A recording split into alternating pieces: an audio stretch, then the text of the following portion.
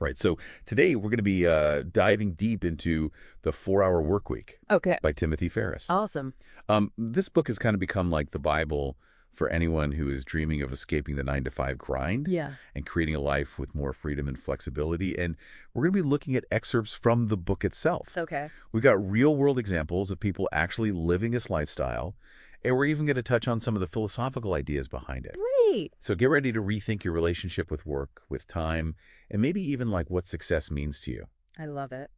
So what I find so fascinating about the 4-Hour Workweek is that it like challenges this deeply ingrained belief system that so many of us have. Yeah. This idea that we have to grind it out for decades before we can finally enjoy life. Right. Ferriss calls it the deferred life plan. Yeah. And it's something that like a lot of us have just accepted as the only path. Totally. It's almost like a societal pressure, isn't it? Yeah. This idea that we have to work hard, save every penny, and delay gratification until we reach some magical retirement day Yes. in the distant future. And what if that day never comes? Exactly. Or what if we spend our best years just waiting for it? Exactly. And that's where Ferriss throws a wrench in the gears, right? Yes. He introduces this concept of the new rich. Okay. And it's not about being a millionaire. It's about having the freedom to choose Yes. how you spend your time and energy now, I love that. not later. So how do we make that shift? Well, he starts by painting this really vivid picture of these defers. Yeah. You know, the overworked executive who dreams of retiring to a beach somewhere but never actually takes the time to go. Right. And then he contrasts that with the new rich who are out there living their dreams right now. Yeah. And he even tells this great story about a fisherman in Costa Rica. Oh, yeah. I love that story. Who, without millions in the bank, has already created that lifestyle. Okay. So this fisherman, he doesn't have a ton of money, but he's living this like ideal new rich life. Yeah. How's that even possible? It's about aligning your lifestyle with your values and focusing on experiences rather than material possessions. Okay. The fisherman might not have a fancy car or a big house, but he has freedom, he has time, Yeah. and he's doing what he loves. I love that it really challenges our assumptions about what it means to be wealthy. Yeah. But there's got to be more to it than just like changing your mindset, right? Of course. I mean, we all have bills to pay and responsibilities to Right. juggle. Absolutely. It's not just about wishful thinking. Yeah. Ferriss actually provides a framework, a set of tools and strategies for actually designing and creating this lifestyle. Okay, so where do we even begin? Well, one of the biggest roadblocks to creating any kind of change is fear. Oh, yeah. Ferriss calls it adult onset ADD, adventure deficit disorder. Okay. It's that voice in our heads that tells us to play it safe, Yes. to be realistic, and to stop dreaming big, I know that voice all too well. right? It's like a constant buzzkill reminding us of all the reasons why we can't do something or why it's too risky. It is. But if we let fear dictate our choices, we'll never break free from the status quo. You got it. So how do we overcome that fear? That's where one of Ferriss's most powerful tools comes in, a Yeah. fear setting. Okay. And it's not about ignoring or suppressing our fears. It's about confronting them head on Yeah. and systematically dismantling them. So fear setting, how does that actually work? So Ferriss suggests asking yourself a series of questions Yeah. to kind of dissect your fears. Okay. Start with, what would I do if there were no way I could fail? Hmm. What's the absolute worst thing that could happen if I actually pursued this dream or goal? Yeah, I can see how that would be helpful because sometimes our fears are so vague and undefined Right. that they just completely paralyze us. Yeah. But by actually defining the worst case scenario, Yeah. we often realize it's not as catastrophic as Right. our imagination makes it out to be. Yeah, totally. And then you ask yourself, could I actually handle that worst case scenario? Yeah. And you'd be surprised how often the answer is yes. Interesting. So fear setting isn't about pretending we're not afraid. Right. It's about acknowledging those fears, examining them, Yeah.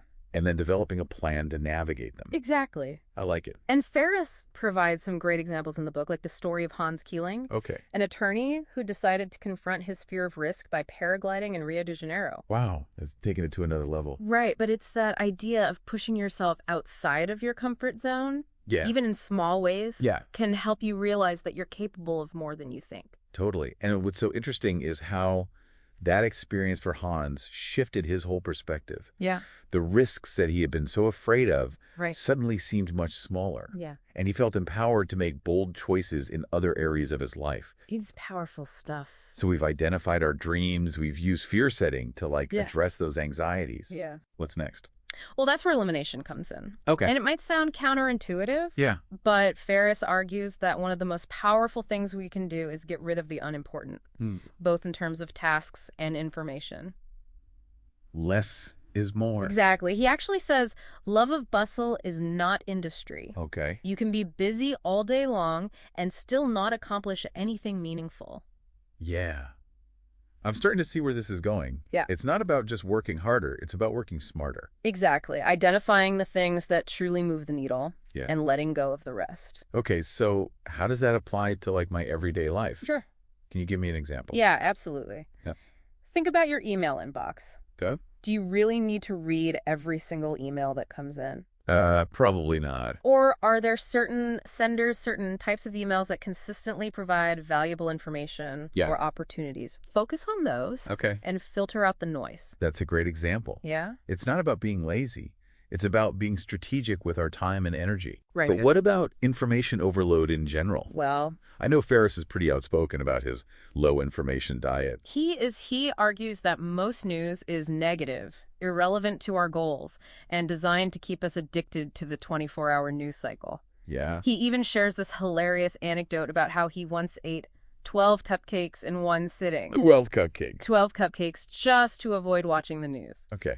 I might not be ready to give up cupcakes just yet. Okay. But I can definitely see how consuming too much news can just create this sense of anxiety and overwhelm. Yeah. So what's the alternative? It's about consciously choosing the information we consume. Instead of passively scrolling through social media or watching cable news. Be proactive about seeking out information that aligns with your interests, your goals, and your values.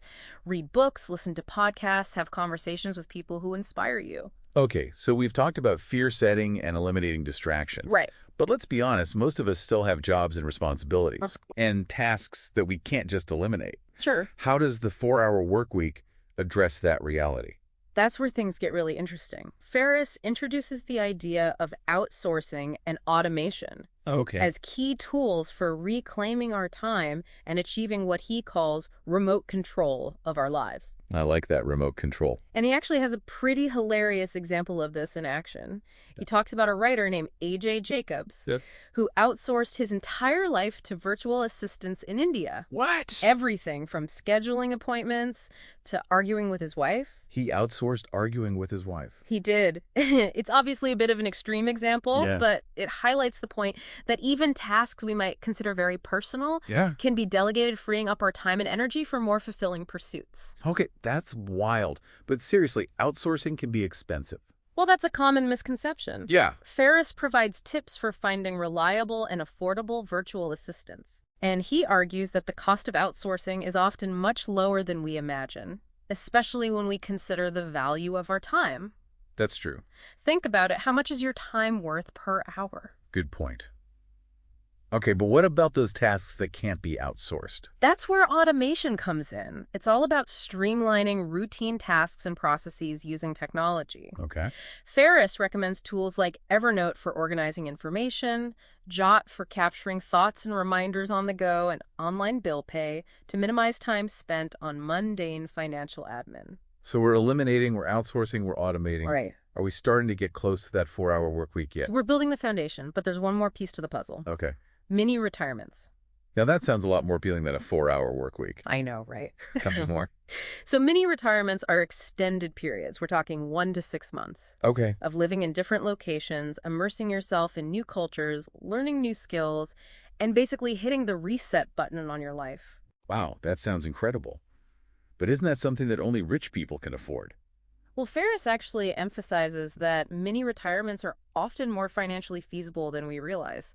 Right. Living costs can be much lower in many parts of the world, and with the tools of outsourcing and automation, it's possible to maintain income streams remotely. So instead of working and saving for decades to finally take a vacation, we can actually incorporate these extended breaks into our lives now, even if we're not millionaires. Exactly. And Ferriss shares some pretty incredible stories about his own mini retirements, learning tango in Argentina, practicing horseback archery in Japan. Wow. He really highlights the transformative power of stepping outside of our comfort zones and experiencing different ways of life. I'm already starting to brainstorm my own mini retirement destinations. I love it. But before we get too carried away with all these exciting possibilities, Okay. let's take a step back and think about what this all means for us, for our listeners. Okay.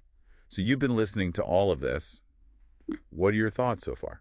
You know what's really interesting about the 4-hour work week is that it's not a one-size-fits-all prescription. Right. It's more like a toolbox full of different strategies and ideas that you can pick and choose from to create a lifestyle that aligns with your own unique values and aspirations. It's not necessarily about literally working only 4 hours a week. Right. It's about having the freedom and flexibility to design a life that feels rich and meaningful to you. Totally. And the best way to figure out what that looks like for you is to start experimenting. Okay.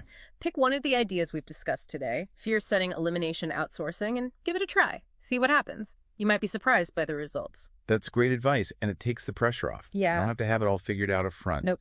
Yeah. We can approach this as a process of discovery, of experimentation, Absolutely. of finding what works for us. And remember, the goal isn't to achieve some perfect 4-hour work week ideal. The goal is to create a life that feels authentic, fulfilling, and aligned with your own definition of success. Love it. One of the things that really struck me about the 4-hour work week is that it's not just about escaping the 9 to 5. Yeah. It's about a much deeper shift in mindset. Okay. From feeling trapped by our circumstances to feeling empowered to design the life we want. It's like taking control of the narrative, right? Exactly. Instead of just accepting the default script, we can actually write our own story. I love that. But let's be honest, it's hard to pursue your dreams if you're constantly worried about money. It is. So how does Ferriss address the financial piece of this puzzle? Well, he calls it your muse. Your muse. A business or income-generating venture that aligns with the 4-hour work week principles. Okay, so muse. I like that. It sounds way more inspiring than just saying business. It does. But how do you even go about finding your muse? Well, Ferriss provides a really detailed framework for identifying a product or service that's both profitable and conducive to a flexible, location-independent lifestyle. Okay. And he emphasizes that you don't need to have a revolutionary idea to be successful.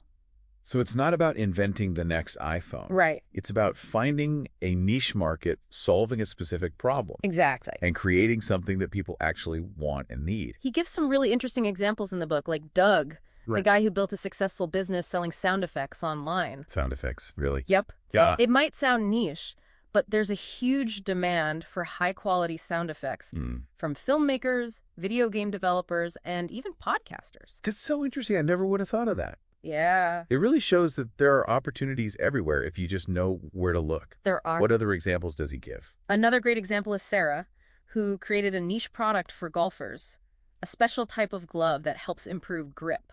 Okay. I'm starting to see a pattern here. Yeah. These aren't necessarily glamorous or high-tech businesses. Right.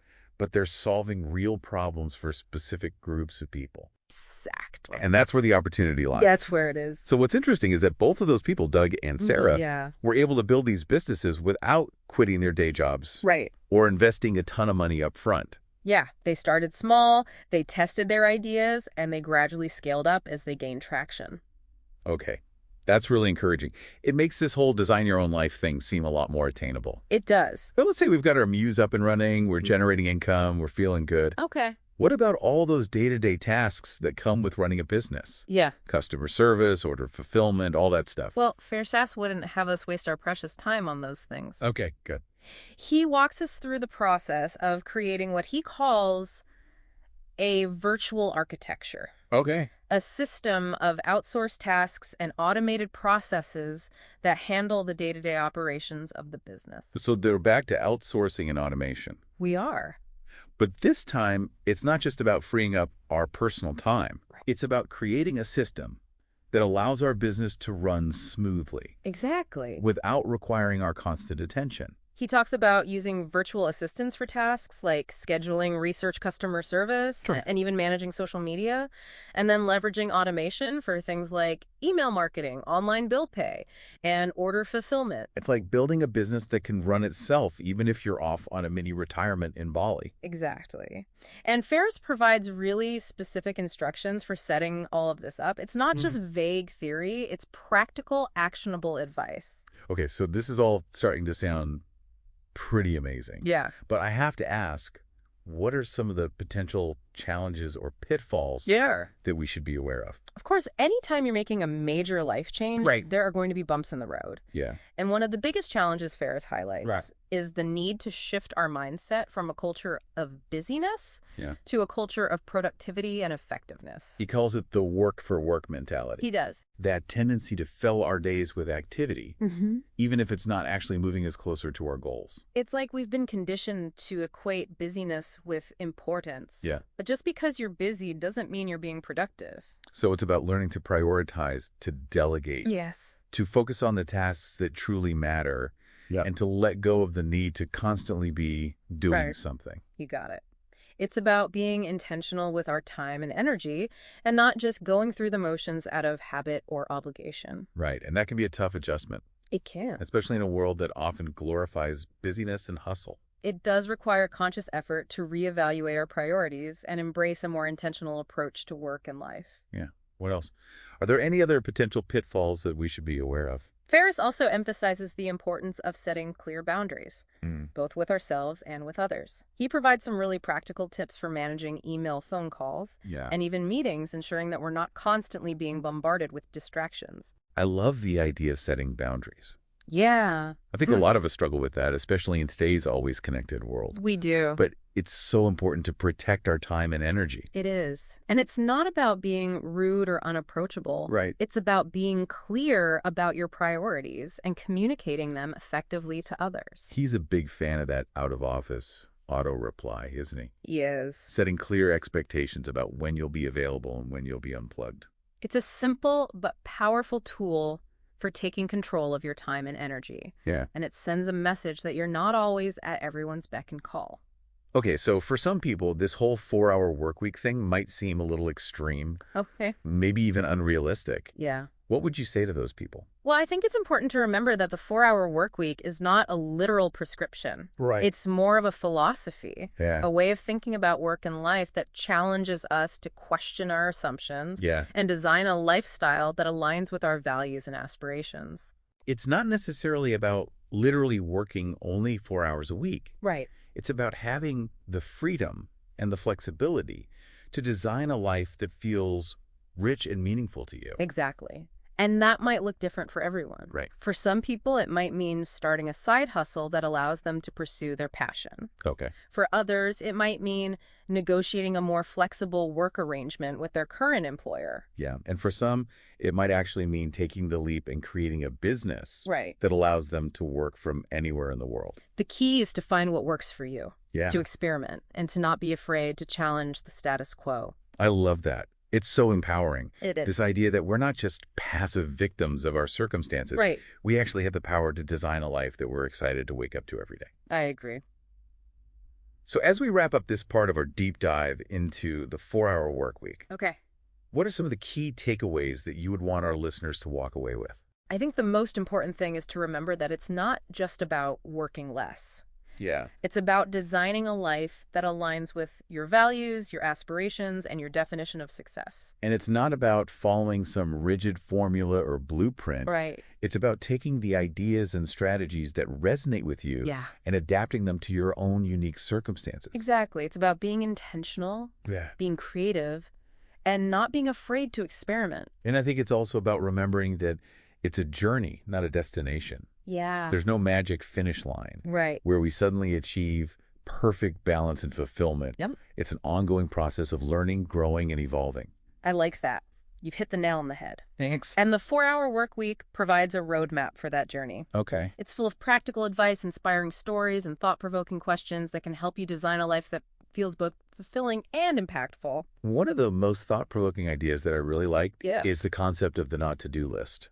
Oh, yeah. This concept of focusing on what we're eliminating from our lives Right. rather than just what we're adding. It's a brilliant strategy for clearing out the clutter, the distractions, the obligations that are draining our time and energy. Yeah.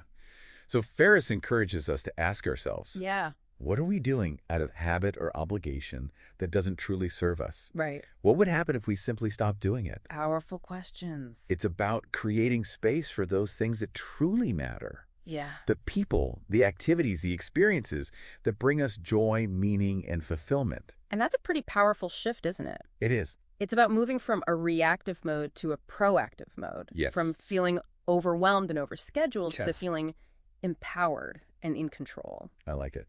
So it's about designing a life that is intentional, Yes. that reflects our values, and that allows us to make our unique contribution to the world. Well said. And that brings us back to the new rich mindset. It does. It's not about accumulating wealth for the sake of wealth. It's about using our resources, our time, our energy, our money to create a life that feels rich and meaningful to us. I agree. And that's what I find so inspiring about the 4-Hour Workweek. It's not just a self-help book. It's a call to action, It is. a reminder that we have the power to design a life that we love. And it all starts with a simple question. What would excite you?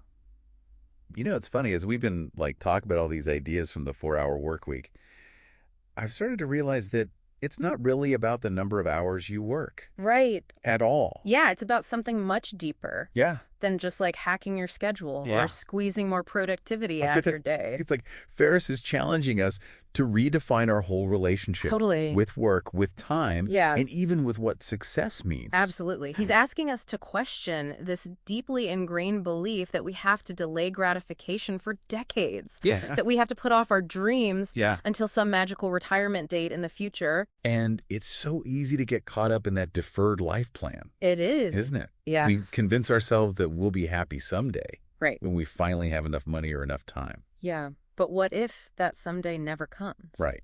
It's a powerful question to consider. It is. What if we're sacrificing the present moment for a future that may never materialize? It makes you realize that we really don't have an unlimited amount of time. We don't. We need to be more intentional about how we're spending our days, our weeks, Yeah. our lives. And that's where the new rich mindset comes in. Okay. It's about creating a lifestyle that is rich in experiences, freedom, and fulfillment now, rather than waiting for some arbitrary point in the future. It's about living a life that is aligned with our values Yes. and aspirations, not just following the default script that society hands us. And it's not just about work either. Right. It's about all aspects of our lives, Yeah. our relationships, our health, our personal growth, Yeah. our contributions to the world. Ferriss has this great quote in the book Yeah. that I think really captures the essence of all this. What is it? He says, life is too short to be small. I love that. It's a call to step out of our comfort zones, to embrace challenges, to pursue those things that light us up, Yeah. even if they seem a little unconventional or even a little scary. He talks about this adventure deficit disorder that a lot of us experience as adults. Yeah. This sense that we've lost touch with that childlike curiosity and that willingness to explore. Yeah, and he encourages us to rediscover that sense of adventure, to be open to new experiences, Yeah. to constantly push ourselves to learn and grow. And it doesn't have to be some grand globe-trotting adventure. It could be something as simple as taking a cooking class, learning a new language, Right. starting a side hustle, volunteering in your community. It's about finding those things that spark your curiosity, that challenge you, that Right. make you feel alive. Exactly. And that brings us to one of the most powerful concepts in the book, Okay. the not-to-do list. The not-to-do list. This idea of focusing on what we're eliminating from our lives Yeah. rather than just what we're adding. It's such a brilliant strategy for clearing out the clutter, the distractions, the obligations that are draining our time and energy. So Ferriss encourages us to ask ourselves, what are we doing out of habit or obligation Yeah. that doesn't truly serve us? What would happen if we simply stopped doing it? It's about creating space for those things that truly matter, the people, the activities, the experiences that bring us joy, meaning, and fulfillment. And that's a pretty powerful shift, isn't it? It is. It's about moving from a reactive mode to a proactive mode, from feeling overwhelmed and overscheduled to feeling empowered and in control. It's about designing a life that is intentional, that reflects our values, and that allows us to make our unique contribution to the world. So as we wrap up this deep dive into the 4-hour work week, Okay. I'm left with this feeling of possibility of excitement, even a bit of a challenge. I'm curious, what is that challenge? It's the challenge to take all of this amazing information, Yeah. all these inspiring ideas, and actually put them into practice, to not just be a consumer of knowledge, Right. but to be a creator of change, a designer of my own life. And that's the ultimate invitation of 4-hour work week, wouldn't you say? Yeah. It's a call to action, a reminder that the life we want is within reach. Totally. But it's up to us to take those first steps Yeah. and start designing it today. So for all of you listening out there, I'll leave you with this. What's your definition of a rich and meaningful life? Yeah. What would excite you? Those are powerful questions to ponder. The answers to those questions are the seeds of a truly extraordinary life. They are. Keep exploring, keep learning, and keep diving deep. And who knows, maybe we'll bump into you on a mini retirement somewhere down the road. Thanks for joining us on this deep dive into the 4-hour work week. We'll see you next time on The Deep Dive.